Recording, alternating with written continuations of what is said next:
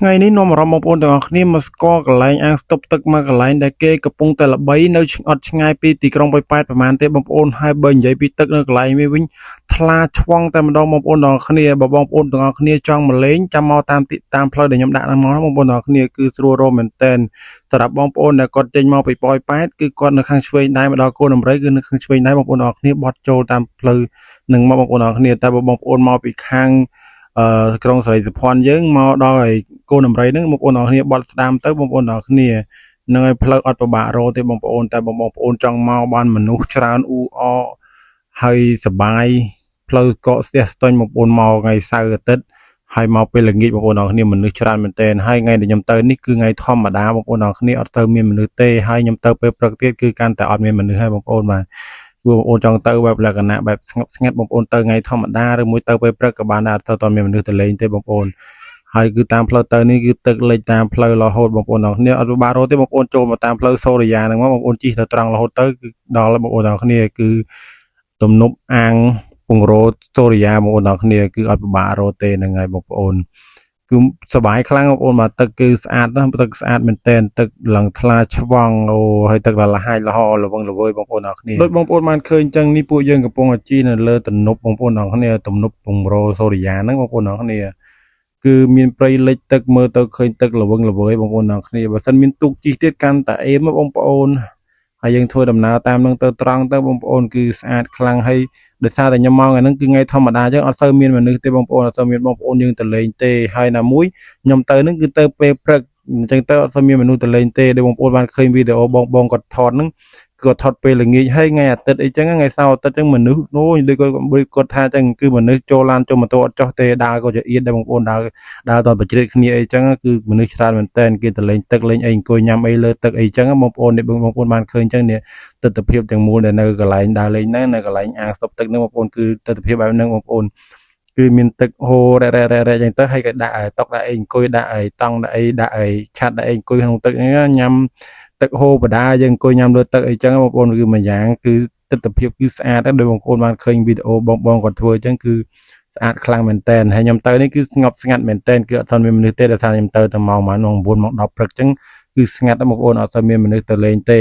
ព្រោះមនុស្សភាគច្រើនគេទៅលេងពេលល្ងាចគេទៅយក view ពេលល្ងាចថតរូបថតអីចឹងស្អាតដូចបងប្អូនឃើញនេះទឹកហូរចឹងហើយគេដាក់តុកដាក់អីអង្គុយមកហើយដាក់មានឆាត់មាននេះក្នុងទឹកចឹងគឺអេមខ្លាំងមែនតើបងប្អូនហើយដូចបងប្អូនបានឃើញវីដេអូបងគាត់ថតចឹងនៅលើស្ពានដែលខ្ញុំកំពុងដើរលើអាងទប់ទឹកដែលខ្ញុំកំពុងតែដើរនេះគឺមនុស្សស្ទះកក់កុញមែនតើតែខ្ញុំមកពេលព្រឹកចេះអត់មានមនុស្សទេគឺអ្នកលក់ក៏អត់ទាន់មានដែរដោយសារតែពេលព្រឹកចឹងគេអត់ទាន់មកលក់ទេពីច្រើនគេលក់ពេលល្ងាចវារយៈស្រួលហើយតែបើមនុស្សមកលេងច្រើនចឹងបងប្អូនពេលខ្ញុំមកចេះគឺមកបែបលក្ខណៈបែបស្ងាត់ស្ងាត់ចឹងអត់សូវមានមនុស្សទេសួរសប្បាយអត់ក៏សប្បាយដូចគ្នាតែគាត់ថាយើងលក្ខណៈថាយើងមកអត់មានសុខភាពអ៊ូអរចឹងក៏ម្យ៉ាងដែរបងប្អូនតែបងប្អូនចង់បានភាពអ៊ូអរបែបមនុស្សច្រើនសប្បាយដូចចូលឆ្នាំដូចអីចឹងមកពេលល្ងាចហើយមកចំថ្ងៃសៅរ៍អាទិត្យគឺមិនបាច់និយាយទេបងប្អូនគឺស្ទាក់កកកុញចូលឡានចូលម៉ូតូអត់ចុះទេបងប្អូនហើយគឺដូចបងគាត់បានថតចឹងគឺណែនខ្លាំងមែនតែនបងប្អូនទាំងអស់គ្នាដូចបងប្អូនបានឃើញអញ្ចឹងគឺពួកយើងបានអង្គុយហូបអីនៅក្រោមដើមឈើអញ្ចឹងហើយយើងសំណាងដែរពួកយើងបានរៀបចំបាយរៀបចំអីពីផ្ទះទៅស្រេចព្រោះពេលព្រឹកចឹងអត់សូវមានគេលក់អីយើងទៅដល់នោះបើមានគេលក់អីចឹងយើងទិញថែមតិចតួចទៅបានហើយបងប្អូនបើថាបងប្អូនទៅមកពេលល្ងាចវិញបាច់និយាយទេបោះញ៉ាំមិនខ្វះទេបងប្អូនមានគ្រឿងសមុទ្រមានសាច់អាំងមានបុកល្ហុងមានអីចឹងទៅបងប្អូនហើយពួកខ្ញុំទាំងអស់គ្នាក៏បានអង្គុយហូបបាយហូបអីជុំគ្នាចឹងមានបុកល្ហុងមានឆាមីមានអីចឹងហើយកុំភ្លេចជាក់ចឹងតែជាក់របស់ខ្ញុំនឹងទឹកវិសាកម្ពុជាយើងណាបងប្អូនទាំងអស់គ្នាគ្រប់គ្រងលទ្ធផលខ្មែរអីចឹងបងប្អូនបាទឬតែយើងញ៉ាំអីរួចយើងនោះនេះចុះមកលេងទឹកចឹងបងប្អូនបាទនោះនេះចុះមកលេងទឹកបានមកទទួលយើងត្រឡប់ទៅវិញហើយបងប្អូនមើលទស្សនវិជ្ជាក្នុងទឹកមិនបាច់និយាយទេបងប្អូនទឹកឡើងថ្លាឆ្វង់បងប្អូនហើយទស្សនវិជ្ជាពេលព្រឹកក៏វាស្អាតដែរតែបើមកពេលល្ងាចមនុស្សច្រើនអាចនឹងរកកន្លែងលេងទឹកអត់ឃើញចឹងណាបងប្អូនយើងមកពេលព្រឹកចេះយើងមានកន្លែងលេងទឹកច្រើនចឹងដោយសារតែទីធ្លាវានៅសល់ច្រើនដោយសារតែមានមនុស្សទៅចឹងបើយើងមកពេលល្ងាចមនុស្សច្រើនអ៊ូអរមែនតែនបងប្អូនបាទបើមើលអូនជេលីវិញឃើញទឹកដូចឃើញស្អីចឹងឃើញទឹកនៅមិនស្ងៀមទេគេសប្បាយអរខ្លាំងមែនតែនបានលេងទឹកបងប្អូនហើយទឹកហ្នឹងគឺរាក់ត្រឹមកជើងទេលេងសប្បាយបងប្អូនបាទអូនជេលីគេបានលេងទឹកគេសប្បាយគេបងប្អូន នឹងហើយបងប្អូននេះគឺទស្សនវិជ្ជាពេលព្រឹកអត់សូវមានមនុស្សមែនបងប្អូនបាទតែសប្បាយដែរព្រោះទឹកហូររហូតព្រោះអីទឹកហូរពីលើសំណង់មករ៉ែអញ្ចឹងទៅមើលទៅសប្បាយបងប្អូនបាទយើងលេងទឹកត្រជាក់យើងទឹកត្រជាក់ស្រួលមែនទែនបងប្អូនខ្ញុំសួរអ៊ីលក់ដូរនៅនឹងគាត់ថាអូនឯងមកពេលល្ងាចឯងជួអត់ចោះទេណែនដនក្តាប់រោគផ្លូវជាអត់ឃើញទេឡានម៉ូតូមនុស្សអូកក់កុញនឹងមកពីណាពីណីទេគឺច្រើនខ្លាំងមែនទែនណៃមកពេលហ្នឹងស្ងាត់ល្អអត់សូវមានមនុស្សមកពេលហ្នឹងយើងស្ងប់ស្ងាត់អត់សូវមានមនុស្សទេមកពេលល្ងាចមិនបាច់និយាយទេអូនអើយចូលមិនចោះទេហើយនេះទស្សនវិជ្ជាទឹកបងប្អូនអើយគឺឡើងថ្លាឆ្វង់តែបងប្អូនលេងប្រយ័ត្នផងព្រោះថាថ្មបងប្អូនអរគ្នាថ្មច្រើនណាបងប្អូនមានកូនតូចអីប្រយ័ត្នប្រយែងព្រោះថ្មច្រើនហើយលោតដួលទៅបោកទៅថ្មទៅអីចឹងបងប្អូនហើយទឹកនេះគឺស្អាតខ្លាំងមែនទែនបងប្អូនអរគ្នាហើយសំណូមពរដល់បងប្អូនអរគ្នាដែលមកលេងកន្លែងហ្នឹង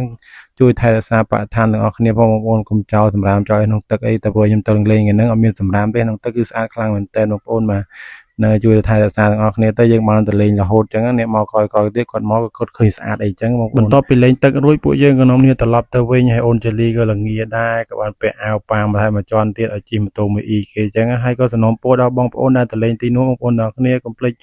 ជួយថែរក្សាបរិស្ថានទាំងអស់គ្នាពេលយើងយកអីទៅញ៉ាំឬមួយទិញអីញ៉ាំចឹងយើងជួយវិចខ្ចប់សម្រាមដែលយើងញ៉ាំហើយនឹងយកត្រឡប់មកផ្ទះវិញឬមួយយកចោលក្នុងធុងសម្រាមព្រោះអីខ្ញុំឃើញនៅកន្លែងនេះដាក់ធុងសម្រាមដែរអញ្ចឹងបងប្អូនទាំងអស់គ្នាជួយថែរក្សាទាំងអស់គ្នាទៅយើងទៅលេងលើក្រោយទៀតវានៅតែស្អាតអញ្ចឹងបងប្អូនអរគុណច្រើនបាយបាយ